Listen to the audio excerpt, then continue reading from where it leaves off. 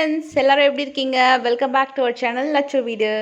இன்றைக்கி வந்து ஒரு மார்னிங் vlog உங்க கூட ஷேர் பண்ண போகிறேன். ஸோ நல்ல மழை, அதுக்கப்புறம் வந்து பார்த்திங்கன்னா வெயில் அடித்ததுக்கப்புறம் தான் உண்மையாகவே நம்மளுக்கும் பிரிஸ்காக இருக்குது, இங்கே இருக்கக்கூடிய வெஜிடபிள்ஸ்க்கும் பிரிஸ்காக இருக்குது. ஸோ ஆனியன்ஸ்லாம் கூட பார்த்திங்கன்னா துளிர் விட ஆரம்பிச்சிச்சு, அந்தளவுக்கு வந்து மழை எல்லாமே பண்ணியாச்சு. ஸோ எல்லாத்தையும் காய வச்சுட்டு இன்றைக்கி ஒரு சூப்பரான லஞ்ச் ரொட்டீன் வந்து பார்த்திங்கன்னா நான் மட்டும்தான் இங்கே சாப்பிட்றேன் மில்லட்ஸு. ஸோ அதனால் எனக்கு மட்டும் கரெக்டாக வந்து பார்த்திங்கன்னா இந்த ஒரு கப் நான் போட்டுப்பேன்.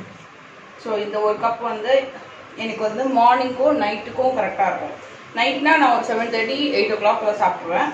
இது வந்து ஆஃப்டர்நூனுக்கும் நைட்டுக்கும். மார்னிங் வந்து ஏதாவது ராகியில் நூடுல்ஸ் அந்த மாதிரி எடுத்துக்கிறேன். ஸோ நான் ஒரு கப் மட்டும் ஊற போட்டுக்கிறேன். இது ஆக்சுவலாக ரொம்ப நேரம் ஊறணும் கூட இல்லை, ஒரு 1 hour ஊறினா கூட போதும், நல்லாவே வந்துடும். பட்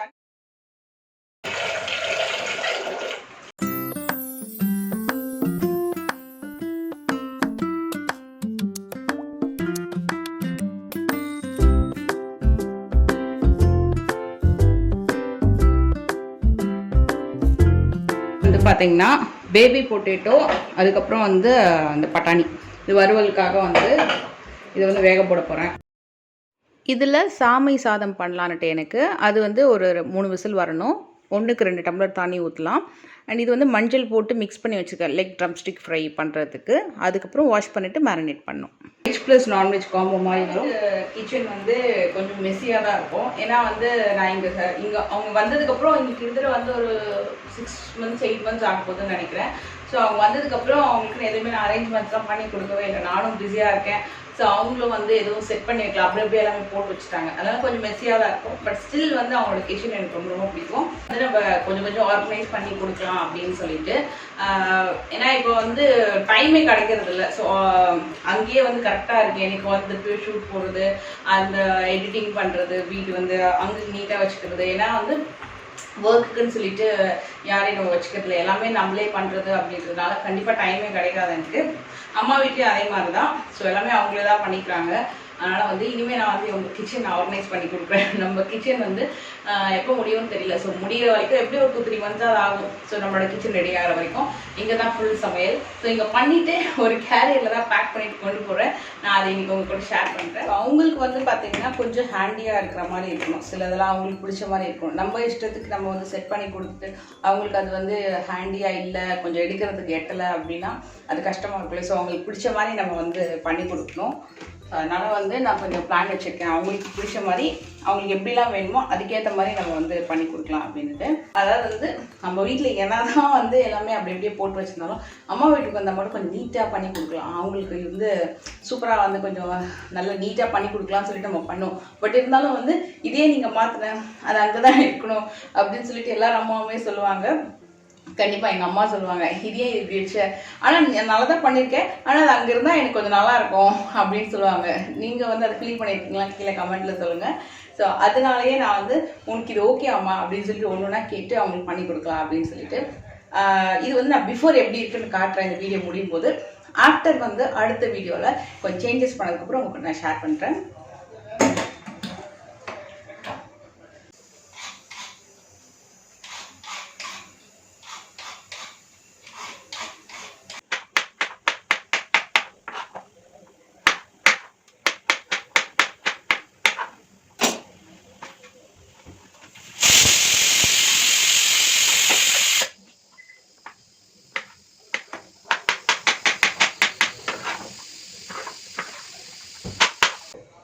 இது வந்து பீர்க்கங்காய் சாம்பாருக்கும் பொட்டேட்டோ அப்புறம் வந்து இந்த உருளைக்கிழங்கு ஃப்ரை பண்ணுறோம் இல்லையா, அதுக்கும் சேர்த்து கட் பண்ணுறேன்.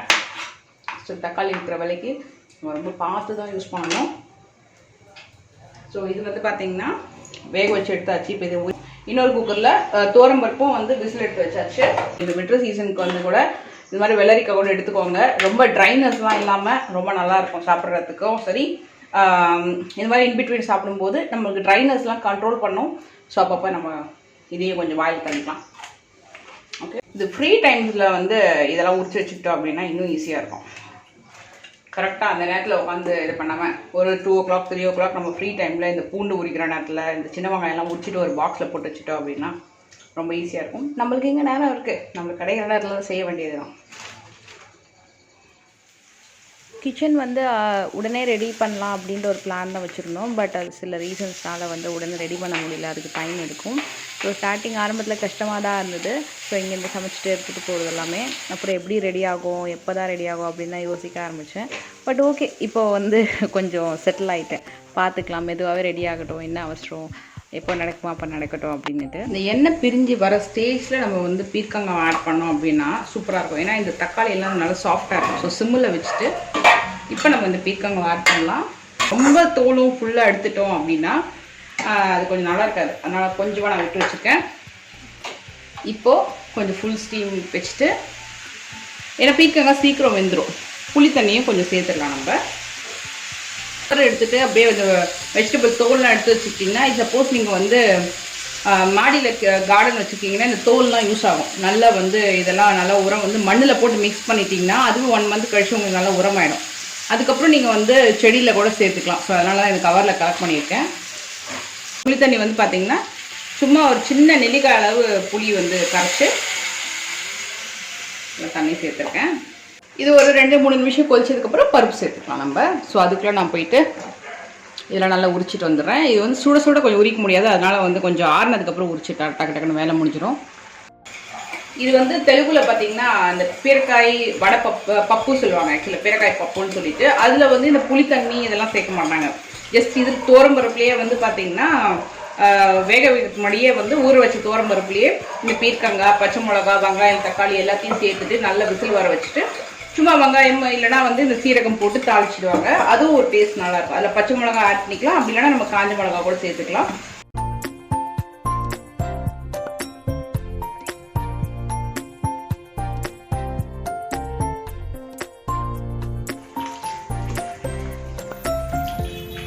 இது நல்லா வந்து கொதிக்கிட்டு வைப்போம். கொஞ்சமாக வந்து சாம்பார் பொடி சேர்த்துருக்கேன். நல்லா வந்து ஆல்மோஸ்ட் ரெடி ஆகிடுச்சு. இந்த நேரத்தில் ஒரு ஸ்பூன் நல்லா நெய் விட்டுட்டிங்க அப்படின்னா சூப்பராக இருக்கும். இன்றைக்கி உங்கள் வீட்டில் என்ன லன்ச் மெனு அப்படின்னு சொல்லிட்டு கீழே மறக்காமல் கமெண்ட் பண்ணுங்கள். கண்டிப்பாக உங்கள் லன்ச் மெனு எல்லாமே நான் வந்து இன்றைக்கி கமெண்ட்டில் பார்ப்பேன். ஸோ இது வந்து நான் இந்த ஷூட் பண்ணும்போது பார்த்திங்கன்னா அன்றைக்கி வந்து வெட்னஸ்டே, ஏன்னா தேர்ஸ்டே வந்து நான்வெஜ் சாப்பிட மாட்டோம். ஸோ வெட்னஸ்டே வ்ளாக் தான் இன்றைக்கி உங்கள் கூட நான் வந்து ஷேர் பண்ணியிருக்கேன். ஸோ நீங்கள் இன்றைக்கி என்ன சமைச்சிருக்கீங்க அப்படின்னு சொல்லிட்டு உங்கள் மெனு கீழே வந்து கமெண்ட் பண்ணுங்கள். ஸோ நம்ம சாம்பார் ரெடி ஆகிடுச்சு. கொத்தமல்லி போட்டு இறக்கிடலாம். கொஞ்சமாக நெய் போட்டிங்கன்னா அது ஸ்மெல் ரொம்ப சூப்பராக இருக்கும். அண்ட் இது மாதிரி தான் ஒரு கேரியர்லேயும் எடுத்து வச்சுக்க போகிறேன். அதுக்கப்புறம் வந்து கிண்ணத்துலேயே அம்மாவுக்கும் எடுத்து வச்சுருவேன். ஸோ அவங்களுக்கு சமைக்கும் போது அவங்களுக்கும் வந்து குக் பண்ணிடலான்னுட்டு. நெக்ஸ்ட்டு வந்து பார்த்திங்கன்னா பேபி பொட்டேட்டோ ஃப்ரைக்கு ரெடி பண்ணிகிட்ருக்கேன். சின்ன வெங்காயம் வந்து டேஸ்ட் ரொம்ப நல்லா இருக்கும்னு சொல்லிட்டு சீரகம், சின்ன வெங்காயம், கருவேப்பிலை, பச்சை மிளகா அண்ட் புதினா ஃப்ளேவர் எனக்கு ரொம்ப பிடிக்கும். ஸோ நான் வந்து புதினா ஆட் பண்ணிக்கிறேன்.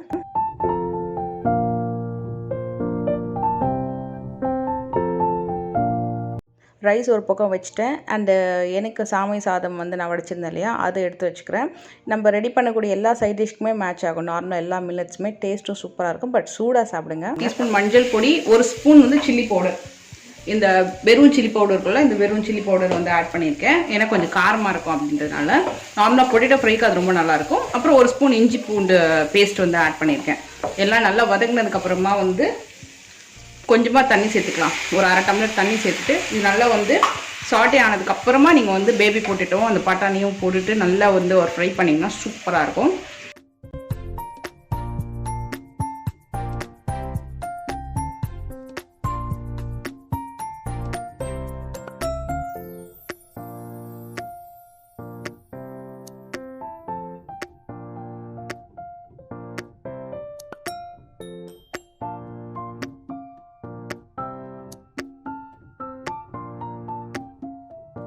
புதினா ஆட் பண்ணுற ஃப்ளேவர் வந்து ரொம்ப நல்லாயிருக்கும். ட்ரை பண்ணி பாருங்கள்.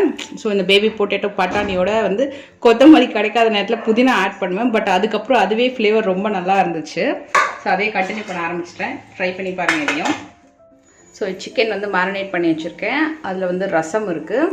அப்புறம் வந்து பார்த்திங்கன்னா இங்கே வந்து ரைஸ் வந்து ரெடி ஆகிட்டுருக்கு. ஸோ பேலன்ஸ் வந்து இப்போ நம்மளுக்கு இருக்கிற வேலை வந்து இதெல்லாமே வந்து க்ளீன் பண்ணிடணும். இதெல்லாம் க்ளீன் பண்ணிட்டேன் அப்படின்னா எல்லா வேலையும் முடிஞ்சிடும். நான் எக்ஸ்பீரியன்ஸ் பண்ண சில டிப் நான் உங்களுக்கு ஷேர் பண்ணுறேன். எப்போவுமே கிச்சனில் நம்மளுக்கு கொஞ்சம் கம்மியான டைமிங்கில் எல்லா வேலையும் முடிக்கணும் அப்படின்னா, குக்கிங் பண்ணும்போது சைமல்டேனியஸாக கிச்சனில் அந்த பாத்திரம் எல்லாமே வளக்கி வச்சுட்டிங்க அப்படின்னா டைம் சேவ் பண்ணலாம். நெக்ஸ்ட்டு வந்து இந்த இஞ்சி பூண்டு பேஸ்ட்டு, பொடி வெரைட்டி, கருவேப்பிலை, கொத்தமல்லி, பூண்டு உரிக்கிறது, சின்ன வெங்காயம் உரிக்கிறது எல்லாமே நம்ம உரிச்சிட்டு ஆல்ரெடி பாக்ஸ்லலாம் போட்டு வச்சிட்டோம் அப்படின்னா இந்த புளி பேஸ்ட் எல்லாமே சமைக்கிற வேலை சட்டுன்னு முடிஞ்சிடும். நீங்களும் ட்ரை பண்ணி பாருங்கள். ஸோ நம்மளோட சிக்கன் ஃப்ரை மட்டும் ரெடி ஆகிட்டு 65 பவுடர் தான் யூஸ் பண்ணியிருக்கேன். இதில் ரெடிமேடாக விற்குது இல்லையா 65 பவுடர் நான் வந்து சக்தி யூஸ் பண்ணியிருக்கேன். சக்தி மசாலா அதில் வந்து கொஞ்சம் ஆயில் போட்டு லைட்டாக உப்பு போட்டு மேரினேட் பண்ணியிருக்கேன். ரொம்ப போட வேணாம், ஏன்னா அதுலேயே உப்பு இருக்கும் இல்லையா. ஸோ இது வந்து கொஞ்சம் சீக்கிரமாக பண்ணுறதுக்காக அந்த ரெடிமேட் பவுடர் யூஸ் பண்ணேன். பட் நல்லாவே வரும். ஆயில் வந்து யூஸ் பண்ணி மேரினேட் பண்ணாலும் ஒரு ஸ்பூன் மட்டும் ஆயில் விட்டுட்டு அப்படியே மூடி வச்சிட்டிங்க அப்படின்னா, பட் இது ஒரு டைம் எடுக்கும், ஒரு 15-20 மினிட்ஸ் வரைக்கும் எடுக்கும். அப்போ தான் உங்களுக்கு எல்லாத்தையும் வாஷ் பண்ணியாச்சு அண்டு கிச்சனையும் மேலே க்ளீன் பண்ணியாச்சு. ஸோ இவங்களோட கிச்சன் வந்து இவ்வளோ தான் இருக்கும், இப்படி தான் இருக்கும். ஸோ மேலெல்லாம் பெருசாக கபோர்ட்லாம் இருக்காது, இப்படி தான் இருக்கும் அவங்களுக்கு கவுண்டர் டாப்பு. ஸோ இதுக்கு அப்புறம் கீழேயும் ஃபுல்லாகவே பார்த்தீங்கன்னா கொஞ்சம் க்ளம்ஸியாக தான் இருக்கும். ஆக்சுவலாக இது வந்து பழைய மிக்சி, பழைய கிரைண்டர், இதில் வந்து இப்போது ஒர்க் ஆகக்கூடிய அல்ட்ரா கிரைண்டர் இருக்குது. அதுக்கப்புறம் வந்து இந்த பக்கம் பார்த்தீங்கன்னா ஆக்சுவலாக அலமாரி எதுவும் இன்னும் செட் பண்ணவே இல்லை. இந்த சைடு ஃபுல்லாகவுமே பார்த்தீங்கன்னா இப்படி தான் இருக்கும். ஸோ இப்போ இது எல்லாத்தையுமே நான் வந்து ஆர்கனைஸ் பண்ண போகிறேன். ஒரு 2-3 டேஸ் ஆகும்னு நினைக்கிறேன். நெக்ஸ்ட் வீடியோவில் கம்ப்ளீட்டாக ஒரு ஆர்கனைசேஷன் வீடியோ, அதை நான் ஆர்கனைஸ் பண்ணும்போதே வீடியோ எடுத்து காமிக்கிறேன். ஸோ முடிஞ்ச அளவுக்கு என்ன பண்ண முடியுமோ பெஸ்ட்டாக வந்து பண்ணலாம்னு சொல்லிட்டு, இதில் வந்து மேலேயும் பார்த்தீங்கன்னா ஒரு பர்னர் இருக்குது. ஸோ அங்கேயும் சில திங்ஸ்லாம் வச்சுருக்காங்க. ஸோ வுட் ஒர்க் வந்து பண்ணுற ஐடியா இப்போதைக்கு இல்லை, இனிமேல் தான் பண்ணணும். பட் அது வரைக்கும் இதெல்லாம் எப்படி கவர் பண்ணலாம் அப்படின்னு சொல்லிட்டு ஒரு சின்ன ஐடியா பண்ணியிருக்கேன். ஓவர்வியூ. பட் நம்ம எல்லாத்தையும் நல்லா ஆர்கனைஸ் பண்ணோம் அப்படின்னா ரொம்பவே நல்லாயிருக்கும், நீட்டாகவே இருக்கும் எல்லாமே. ஸோ இதை செட் பண்ணிவிட்டு நான் உங்களுக்கு காமிக்கிறேன் அப்புறம் நெக்ஸ்ட் வீடியோவில்.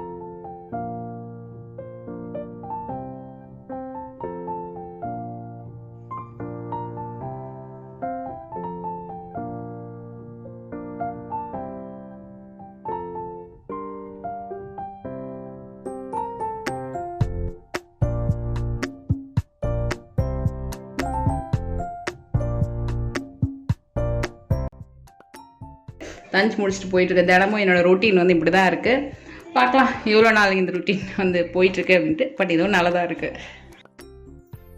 இப்போது நான் வந்து எங்கள் வீட்டுக்கு கிளம்பிட்டுருக்கேன். பவ்யாவோட ரொட்டீன் பாருங்கள். ஆன்லைன் கிளாஸ் முடிச்சதுக்கப்புறம் ஹோம் ஒர்க்லாம் பண்ணி முடிச்சுட்டு மேம்க்கு ஷேர் பண்ணிவிட்டு இந்த வேலை தான் பண்ணுவாங்க எங்கள் அம்மா வீட்டுக்கு வந்தால். இது அவங்களோட ரெகுலர் ரொட்டீன்.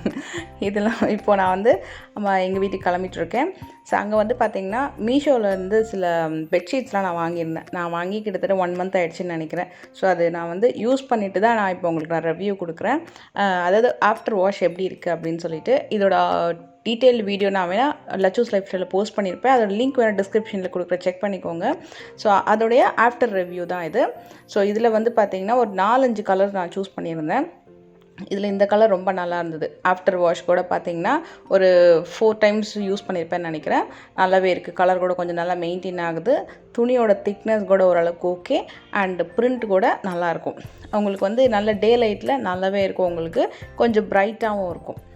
அண்டு இது இப்படி தான் இருக்குது. இது வந்து பிஃபோர் ரெனோவேஷன் நீங்கள் பார்த்தீங்கனாலே தெரியும். ஸோ நான் இது வந்து யூஸ் பண்ணதுக்கப்புறம் சொல்கிறேன். அண்ட் நெக்ஸ்ட் இந்த டிசைன் வந்து ஒரு மாதிரி ஜாமெட்ரிக்கல் பேட்டர்ன்ஸ் மாதிரி வரும். இது வந்து உங்களுக்கு டிசைன் நல்லாயிருக்கும். காஸ்ட் வைஸும் பார்த்தீங்கன்னா ஃபஸ்ட்டும் சரி இதுவும் சரி கம்மி தான் உங்களுக்கு. நான் வேணால் இதோட கோட் நான் உங்களுக்கு டிஸ்கிரிப்ஷனில் கொடுக்குறேன், செக் பண்ணிக்கோங்க. இது ஸ்பான்சர்லாம் கிடையாது, நான் வாங்கி கொடுக்கக்கூடிய ரிவ்யூ தான் இது. இதோட திக்னஸ் பார்த்திங்கன்னா கம்மியாக இருக்கும் இந்த பெட்ஷீட்டோட திக்னஸ்ஸு. பட் ஆனால் டிசைன் ஓகே. இது நீங்கள் ரேராக யூஸ் பண்ணுறீங்க அப்படின்னா ஓகே. மற்றபடி இது ரெகுலராக நீங்கள் யூஸ் பண்ணுறீங்க அப்படின்னா இது வந்து கொஞ்சம் உங்களுக்கு திக்னஸ் அந்த அளவுக்கு இல்லை. ஸோ அதே மாதிரி கலர் கூட வந்து சீக்கிரம் ஃபேட் ஆகிடும். ஸோ அந்த மாதிரி நீங்கள் வந்து யூஸ் பண்ணிக்கலாம். ரேராக யூஸ் பண்ணுறதுக்கு இந்த மாதிரி செட் யூஸ் பண்ணிக்கலாம். அண்ட் நெக்ஸ்ட்டு பெட்ஷீட் வந்து பார்த்திங்கன்னா இது வந்து கொஞ்சம் காஸ்ட்லி ஐட்டம். அதாவது லைக் ஒரு 500 சம்திங் நினைக்கிறேன். இதுக்கு முன்னாடி பார்த்ததுலாம் வந்து 399 சம்திங். பட் இது வந்து சைஸும் பெருசு. உங்களுக்கு பில்லோ கவர்ஸ்லேயும் அழகாக சிப் கொடுத்துருப்பாங்க. நல்ல குவாலிட்டி, கண்டிப்பாக ட்ரை பண்ணலாம். இதுவும் நான் வந்து ஒரு 2-3 டைம்ஸ் யூஸ் பண்ணிட்டேன். இது ஆஃப்டர் வாஷும் நல்லா இருக்குது. இந்த டிசைன் கூட கண்டிப்பாக ட்ரை பண்ணக்கூடிய பெட்ஷீட்டில் இது சொல்வேன். அண்ட் எல்லோ கலரும் சொல்வேன். நல்ல ஒரு மல்டி கலர் டிசைன்.